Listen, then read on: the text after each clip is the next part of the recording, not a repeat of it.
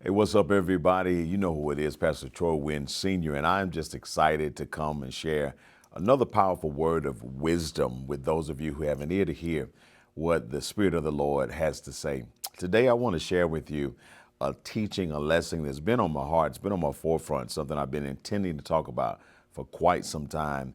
And I thought the day would be a perfect day because I want to help people change their life. Here's the topic I want to address that I believe is going to be a blessing to a lot of people. How to be financially unattractive. Now, let me say that again because I want you to hear it correctly. How to be financially unattractive. And maybe you didn't know that you could be financially unattractive. Yeah, trust me, it's possible. I want you to become financially attractive. But I think the only way to really become financially attractive is you have to understand what it looks like to be someone who's financially unattractive. Let me bust it down for you like this. There are two types of people in this world. There are people who are looking for a handout, and then there are people who are looking for a hand up. Two types of people, those who are looking for a handout and those who are looking for a hand up in this life. And you got to be careful. Please listen to me. You want to be very careful that you are not someone who is looking for a handout. Now, I know this may not be what you think you need to hear, but I'm finding that more and more people are putting themselves in positions where their whole life looks like nothing more than a life of someone looking for a handout.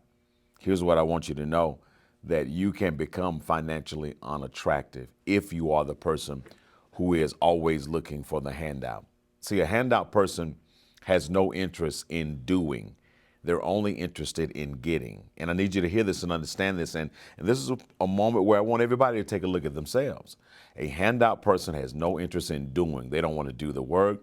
They don't want to do anything to change their situation. The only thing they want to do is stick their hand out to whomever and receive whatever they can receive.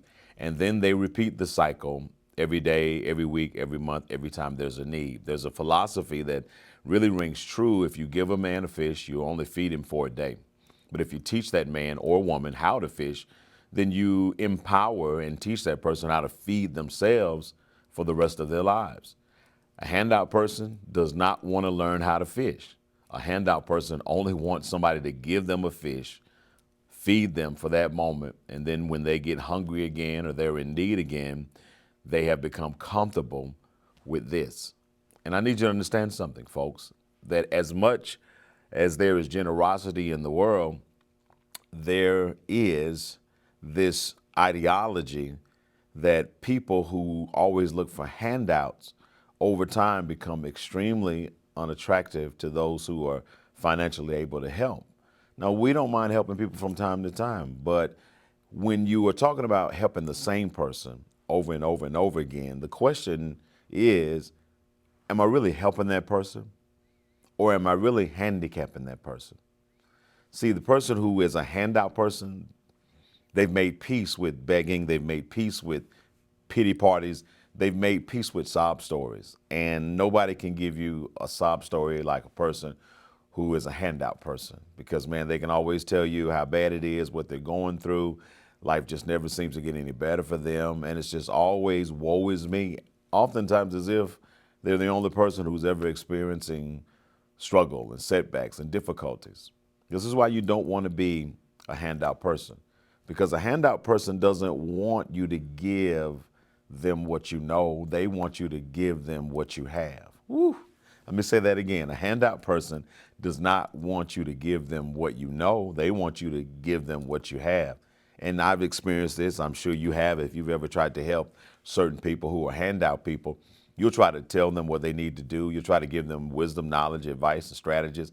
And they have no interest in that. They're literally like, just give me what you're going to give me. If you're going to give me something, give me something. If you're going to help me, help me. But I don't want to hear no instructions. I don't want to hear no guidance. I don't want to learn no lessons. I just want what you have. And let me tell you something. Maybe nobody wants to say it, but that's an unattractive person financially, because you position yourself to be somebody that says, you know what, I don't really want to do any better. I'm just concerned about this moment. Don't teach me anything. Don't try to educate me. Don't try to guide me. Just give me what I want.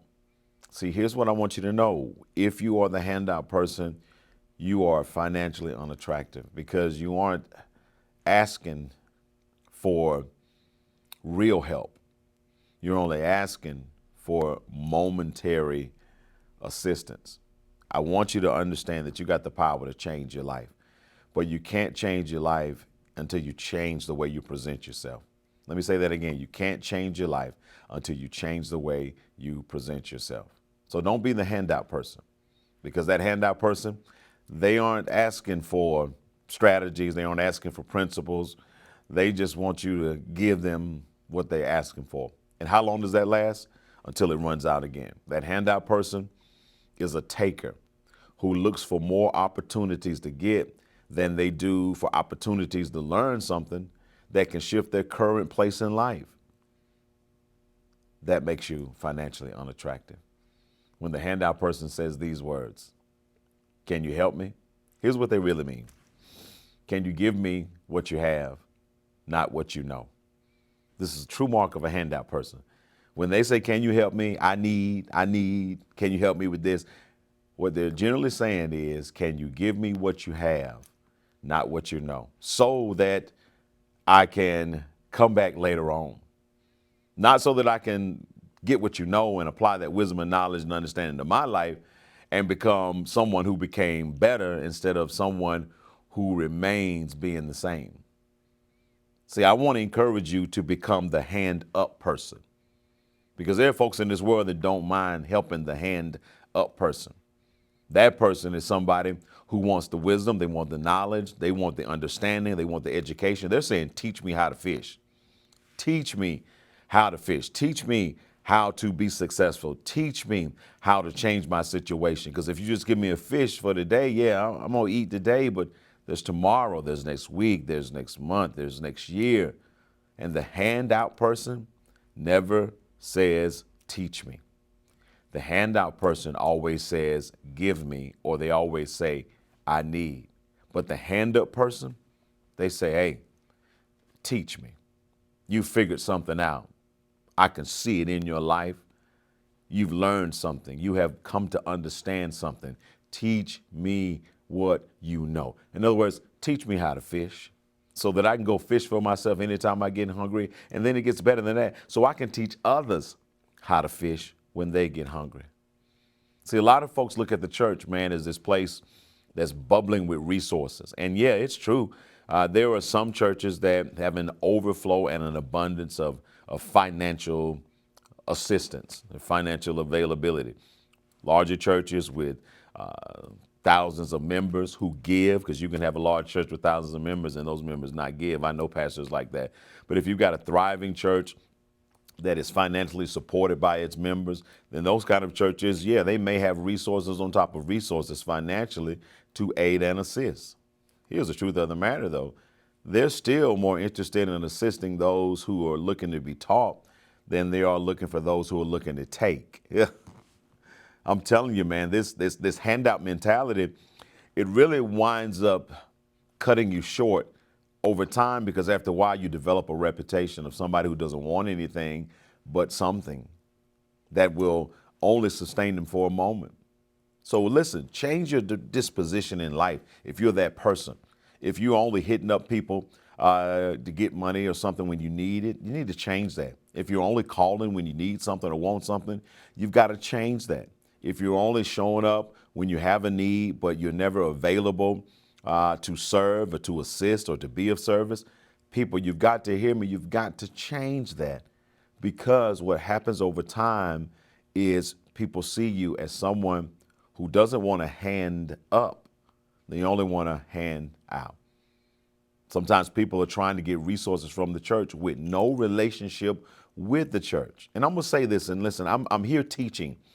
This is a teaching moment because I want you to change. I want you to become financially attractive. I want you to become someone that people want to help and bless.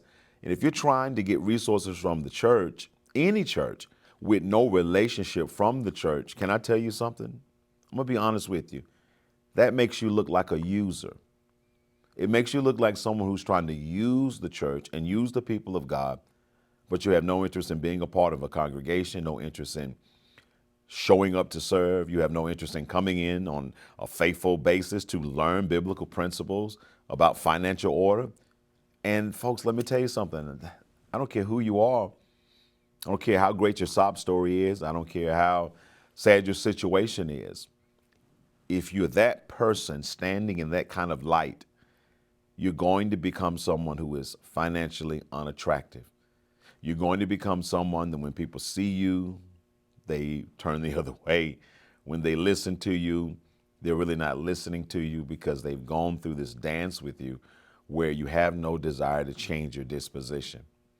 Now, if you want to become somebody who's financially attractive, I want to tell you how to do that, because you literally can be someone that people want to sow into. You can be someone that people want to bless. I'll tell you this, when you become financially attractive, you'll be someone that God will speak to somebody's heart, and God will place it on their heart to give to you. God says that men will give unto us, but you have to be that person who is doing certain things according to God's word, God's will, and God's way.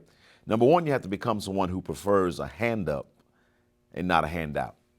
You have to become someone who is not comfortable with begging. You're not comfortable with a sob story or a sad story. You have to become someone who, by any means necessary, as long as it's legal, you're going to do everything you can to get it out of the mud yourself. You will work a low-paying job as opposed to not working a job at all, because you take pride in doing what's necessary to be done to help your own circumstance and situation. See, it's all a mindset, folks. It's all a mindset. And if you recognize, we see now more and more people begging. We see more and more people asking for help. We see more and more people struggling. Well, some say, well, that's the economy, and that's the world, and there's not enough to go around. Well, I beg to differ with you. There is a plenty to go around. We have to change our mindset, though. And yes, people do fall on hard times. I've fallen on hard times myself.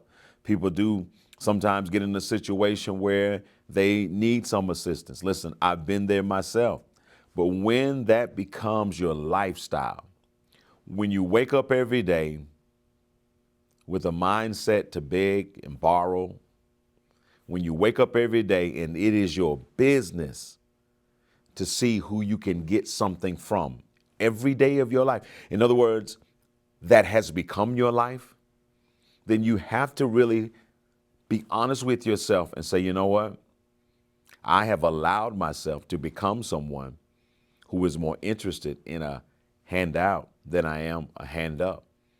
I will tell you this, folks, that is no way to live, because you have to depend on the generosity and the gratuity of others every single day. And then oftentimes when you live that life, you find yourself doing things that are void of morals. You find yourself being willing to do anything to get something from someone, either manipulatively or by aggression, by taking from them physically.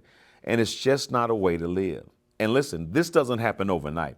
This happens over time when you become comfortable with the handout mentality, when you give up your own fight for your life, when you surrender your own fight for bettering yourself. I keep telling people all the time, there is no shame in working a job as long as that job is a legal job. There's so many people now who don't want to work. And this is something we don't want to talk about. But when you're constantly asking and begging and trying to find ways to manipulate good people, somebody's got to step to the plate and speak to the issue that we have many in our society who don't want to work.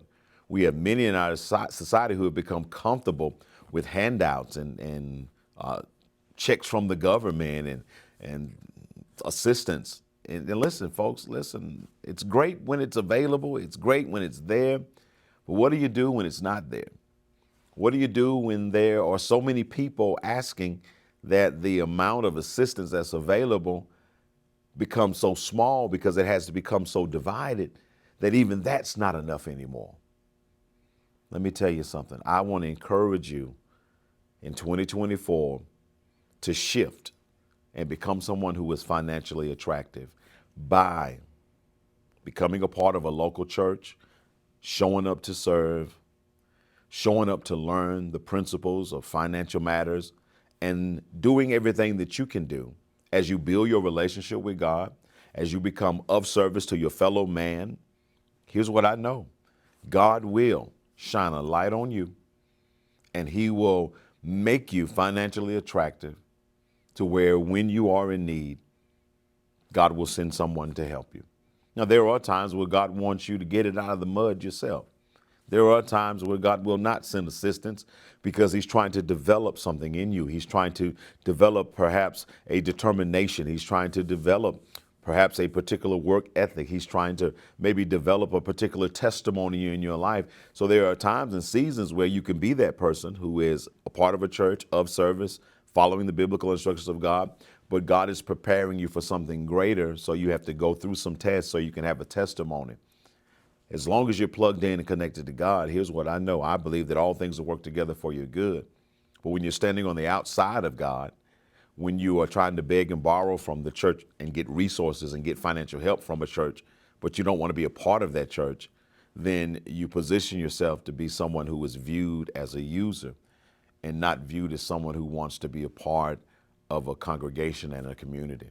I prefer to be someone who, if I ever have a need, I want to be seen as someone who wants a hand up.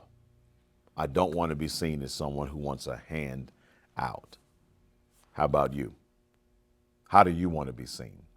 I will tell you this, how you are seen makes a difference in how people see you. And that boils down to how you project yourself, how you live your life, how you position yourself, and how you really are just very determined to be someone that when people see you, they don't see a beggar, but they see someone who's interested in learning the tools so that they can learn how to fish for themselves instead of somebody giving them a fish every single day. I hope this blesses somebody. I hope that those who need it will have an ear to hear what I'm teaching, what I'm sharing, because God knows this is a message that needs to be heard abroad. And it doesn't just need to be heard, it needs to be applied so that people can change their financial attractiveness. You can become financially attractive because being financially unattractive just makes life so much harder for you. Hey, if this blessed you, leave a comment in the comment section. And if you know somebody who can benefit from it, feel free to share. This is Pastor Troy Wynn Sr., the senior pastor at the Freedom Church.